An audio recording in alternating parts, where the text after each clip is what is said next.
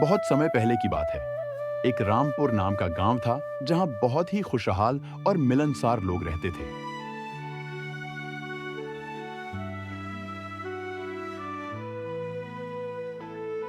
वहीं उनके मन में एक डर था। राजमहल का डर लोगों का मनाना था। वहां आत्मा रहती है।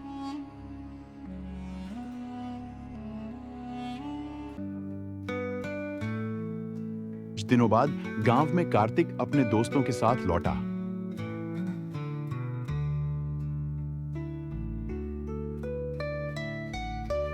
कार्तिक बचपन से ही शहर गया था, लेकिन पढ़ने के लिए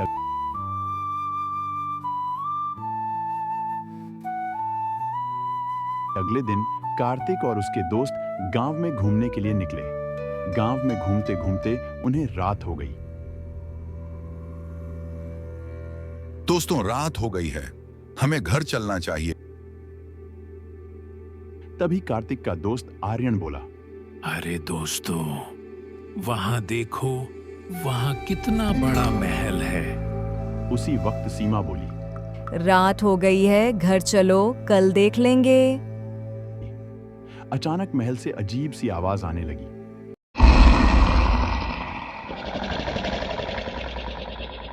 चाहिए, क्या हो रहा है? चलो दोस्तों, घर चलें। मुझे डर लग रहा है। हाँ, चलो घर चले।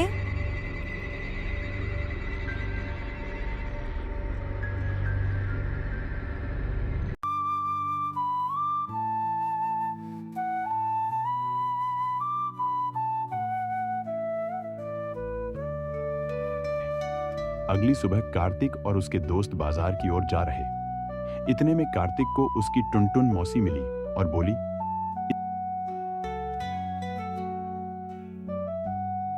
अरे कार्तिक, तू कब आया शहर से? कैसी हो मौसी? कुछ दिनों पहले ही आया हूँ। ठीक है बेटा, तू बता, कुछ परेशान लग रहे हो तुम लोग। हाँ मौसी, दरअसल हम कल घूमने गए थे। आते में रात हो गई और हमने वहाँ महल देखा। उसमें बहुत अजीब सी आवाज आ रही थी। क्या कहा महल? तुम वहाँ क्यों गए? वहाँ कभी मत जाना, समझ गए? क्यों मौसी, ऐसा क्या है? वह राजमहल है, वहाँ आत्मा रहती है। मंजू की आत्मा वहाँ जो जाता है लौट कर नहीं आता। यह मंजू कौन है? मौसी, आखिर राजमहल का क्या राज है? अच्छा तो सुनो, बहुत समय पहले की बात है।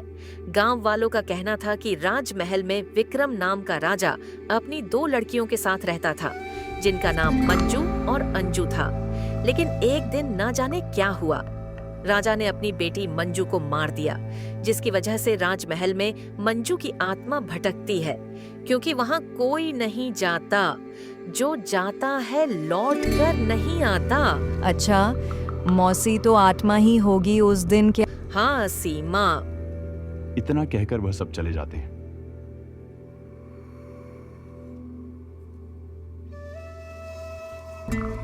कार्तिक और उसके दोस्तों के मन में राजमहल का ही ख्याल चल रहा था। उन्हें सोचा, क्यों ना महल जाकर देखा जाए, आखिर राज क्या है।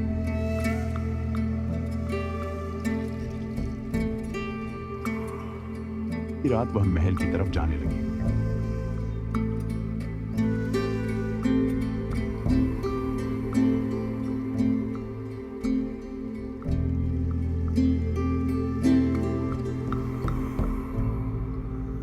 वह राजमहल पहुंच गए।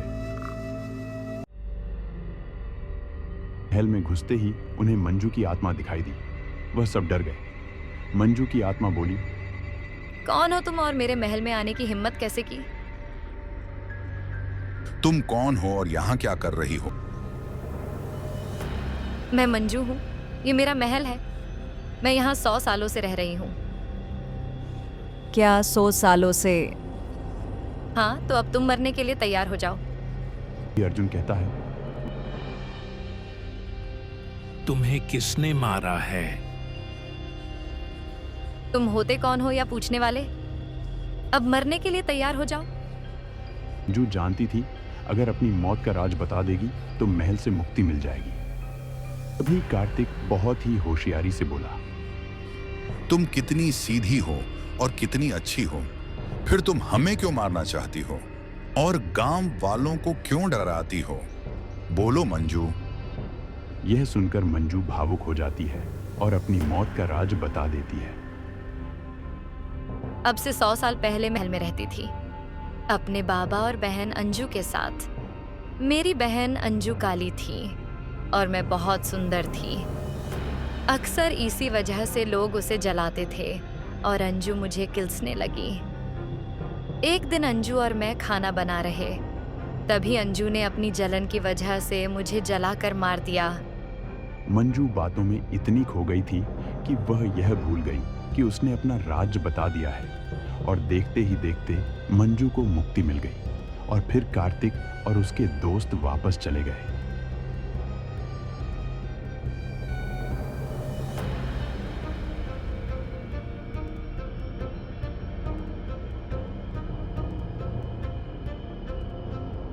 अगली सुबह कार्तिक और उसके दोस्तों ने मिलकर सारी सच्ची गांव वालों को बताई।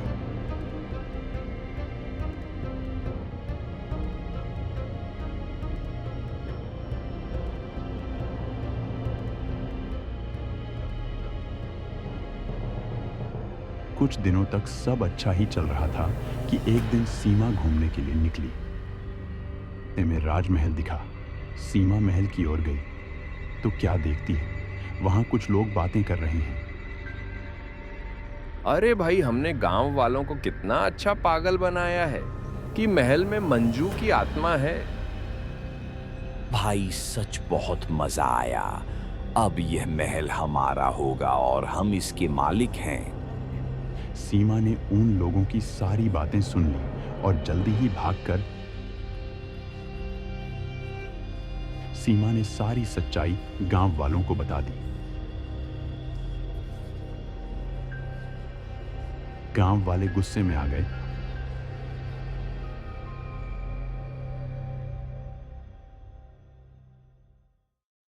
महल की तरफ जाने लगे।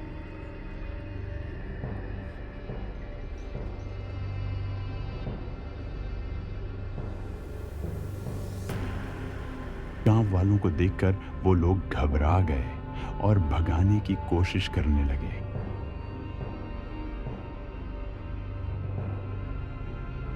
इतने में कार्तिक ने पुलिस को बुला लिया।